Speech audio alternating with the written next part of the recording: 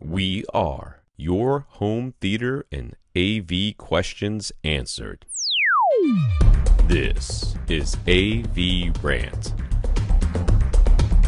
Want your home theater or AV question answered by Tom and Rob? Send it to question@avrant.com. Welcome to AVRant. I'm Tom Andry, and I'm here with Rob H. Infinite Gary has an oodles of questions, if I remember correctly. I don't know.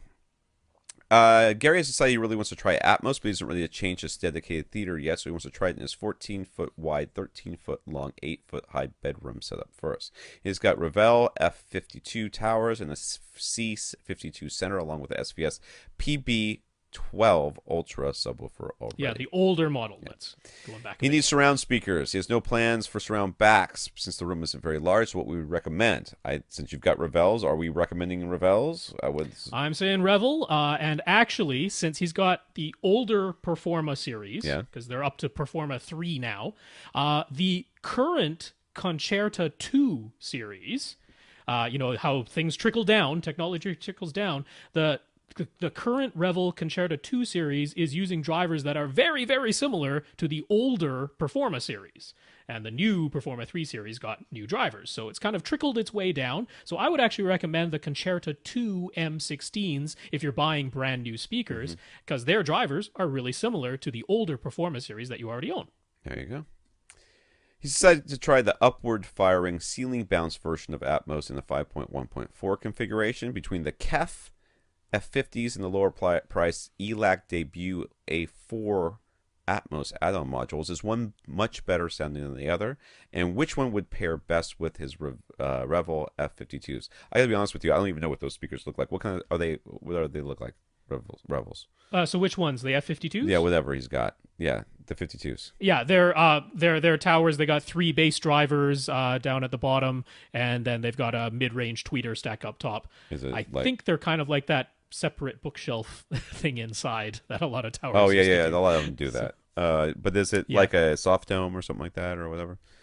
Yeah, aluminum dome tweeter. Okay. In there. And just a box, so they have a flat top on which you could put Atmos modules. Like mine, I couldn't even. I'd have to like Velcro the things down. Yeah, no rounded tops. Rounded tops on my speakers. I don't know. I would go with the KEFs. It's different, completely different type of driver, though it might be fine. The ELACs, I guess I'd probably go with whatever was cheaper. I guess maybe. I don't know. What do you got, Rob? I would go with Klipsch. As surprising as that is, they're the only Atmos add-on that I think does a really good job of convincing you that the sound's coming from overhead instead of from a speaker that makes sense. The thing I was thinking about with the KEFs is that the concentric drivers, because they use the concentric driver, right? They do that, yeah. That would be a little bit more directional, which might make the bounce a little bit more convincing. I guess that's. I just don't think that the bouncing stuff is all that great. But I mean, if I was really going to just try this, I would buy like cheap mono price speakers and like literally Velcro them to the ceiling, or you know what I mean? I mean, just like twist, like get like a little like a plant hanger thing and just like. Well, like I'm thinking Focal birds, right? Yeah, well, yeah, in the long run. But I mean, we're just at this point we're just trying them. Like any old speaker would do, sort of thing. And you're going to get so much more convincing effect out of having a real speaker up there than doing this bounce thing. So he's just wanting to try it. I just don't know. Yeah. I mean, any speaker up on your ceiling, you're going to have to get speaker wire to it somehow. But it's a try. It's a try. You know what I mean? It's a try. That's a lot of effort for just a try. I know, but so is this. But if you're going to do the ceiling bounce, I definitely think the Klipsch modules are the best ones out there. They're the RP140s, and yeah, I don't know if it's because of the horn-loaded tweeter or if it's just they did a better design than everybody else. Probably a little bit of both. To me, they're the ones. And I haven't heard all the add-on modules, so I can't completely say that. But out of the ones I have heard, they were by far the most convincing. They made me say, "Hey, that sound came from above me, not from behind me or in front of me." So I like them. All right, he's got a chair in this bedroom theater? All right, anyways, his chair is pretty near the surround speakers. He's concerned that he may hear localizable sound directly from the upward firing modules. Is there a recommended minimum distance when placing Atmos modules in your seats. Dude, if there's going to, I'm sure there is, but if you're not already getting blown away by the surround speaker right next to you, then, I mean, that's going to cover whatever is coming off of this other speaker, in my opinion. I mean, it's meant to be directional. It's meant to go up there and bounce back down. And if you're sitting that close, then once again, you know, you're trying to bounce the sound off the ceiling. Look at the direction it's going to go and then where it's going to come down. If it's past where you are, you know, I'm wondering if this is the best plan. I mean, if we're just trying this out. Yeah, Dolby has set up guidelines. They suggest that any modules or upward firing speakers that are integrated into a speaker be 5 feet away from you sitting down, if at all possible. He's no at way a bare 5 feet away minimum. Yeah, at a bare minimum, they say 3 feet. If it's closer than 3 feet, they're like, don't even do it. Yeah. But 5 feet or more is where they suggest 3 feet absolute minimum. Isn't this thing only 10 feet wide? Wait a second. Let me go back to this. Isn't it only 10 feet wide? No, 14 feet wide. 14 feet. So he's got a little play there. Okay, I take it back. He's got a little bit of distance, yeah. And, you know, he's the one seat in the middle, and he's only caring about the one seat, so he could get that to work. He could certainly get 3 feet.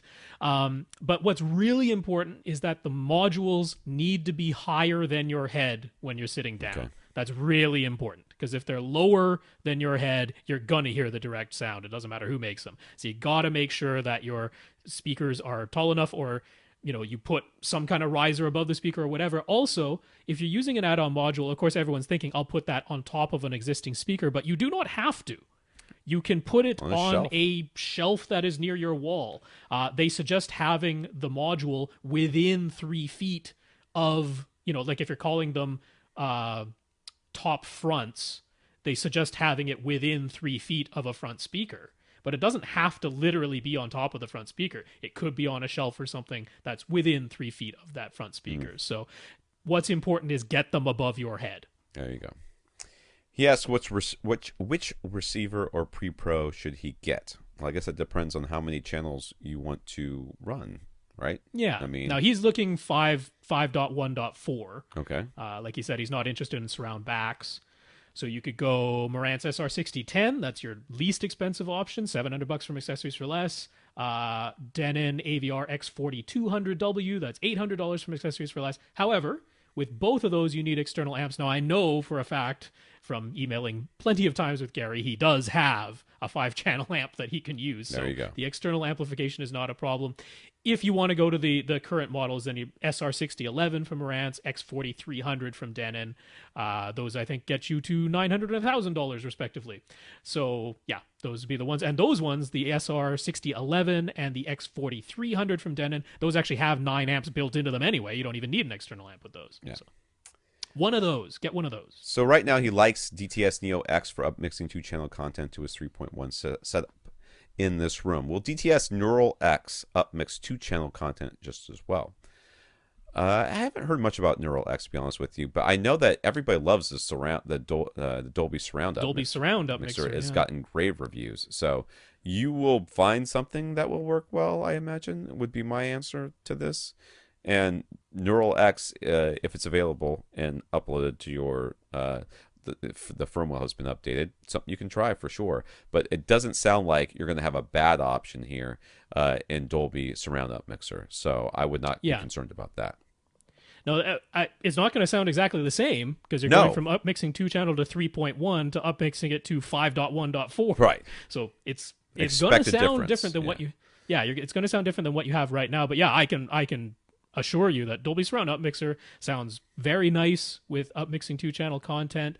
I personally prefer it over DTS Neural X because Neural X seems to goose those overhead channels a little bit to try and get you to notice them more, I think is what they're doing. So I prefer the Dolby Surround Up Mixer. He asked lastly what would we suggest for an Ultra HD Blu-ray player. Can we say it together? We'll say it together. Sure. Oppo. There we go. That wasn't quite together, but it's close enough. Yeah, there's delay. Yes, so get the Oppo. If you want something that's less expensive, I would say since there are now 2 other options that will be getting Dolby Vision, I'm like don't get a Ultra HD Blu-ray player that doesn't allow Dolby Vision, because why? There's no real reason to. So if the Oppo is more expensive than you want to pay, Philips and LG have them coming out. You can't buy them just yet. They're on the way. Right. If you want one you can buy right now, then get the Oppo. Okay.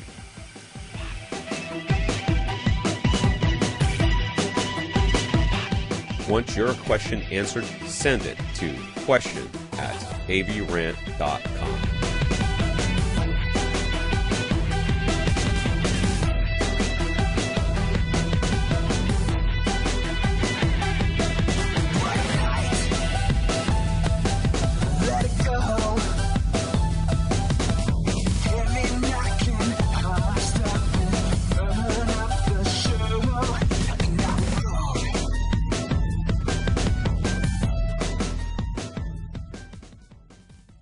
This is AVRant.